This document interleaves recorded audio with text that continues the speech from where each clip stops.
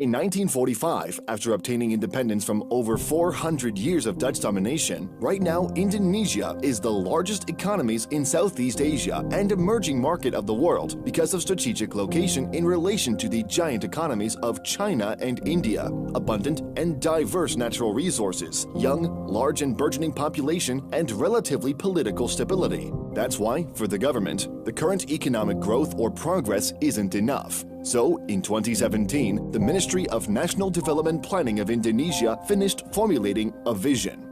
The government of Indonesia's vision is to climb to the top of the world's largest economy list by investing in people, achieving high income status, and reducing poverty to nearly zero, based on these 4 pillars.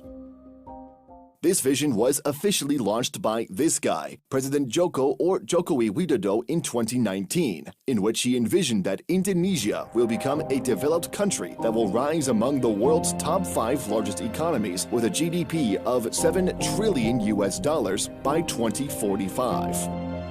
President Jokowi himself comes from a humble merchant family. He understands that being the world's 4th populous country, and that's why, to boost the economy, Indonesia needs better infrastructure for people to escape poverty, which is almost 10%. That's why, after being first elected in 2014, his goal was to build more and more infrastructures, and by doing that, it made him a hero in front of millions of rural Indonesians. From 2015 to 2018, the Indonesian economy showed a stable development trend with an economic growth rate of around 5% annually. But Jokowi also knows that only investing in infrastructure won't make Indonesia a developed country. So when he was re-elected in 2019 for the 2nd term, he announced Vision 2045. And here all the challenges begin, because the vision he is expecting comes with very big challenges. Most countries today, social protection policies play important roles in building equity, resilience, and opportunity, and in strengthening human capital. Indonesia is no different. Indonesia already has a solid base to build from, which they've improved over the last 2 decades. But Indonesia's future SP system needs to adapt and respond to a changing world.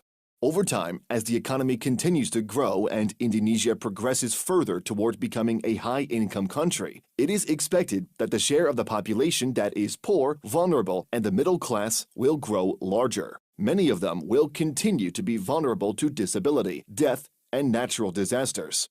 Small shocks can easily send the vulnerable back into poverty. So, technological change, changes in how and where people work, and demographic developments will impact the type of social protection system and programs needed. In sum, investing in social protection will give Indonesia a head start to ensure it protects and promotes all as it moves toward achievement of its ambitious 2045 targets.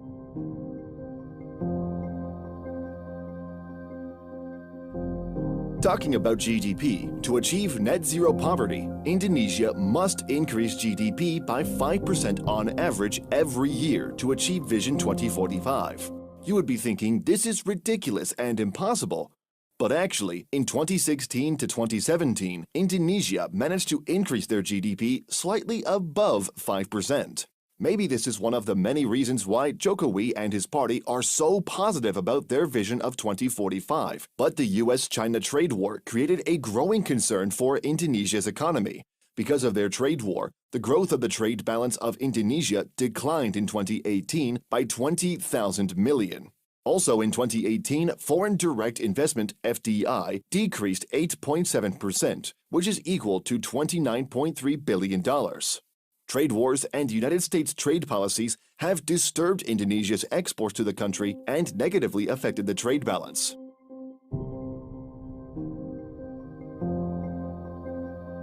Indonesia is undergoing a period of demographic transition that will impact labor market dynamics and human capital in the coming decades. The number of older Indonesians will increase significantly, and this can cause an industrial manpower shortage for building infrastructures. Also, Indonesia has a shortage of engineers. Indonesia produces less than 50 engineering graduates per 100K population. The Program for International Student Assessment Test showed that Indonesian students were performing at lower levels in all areas.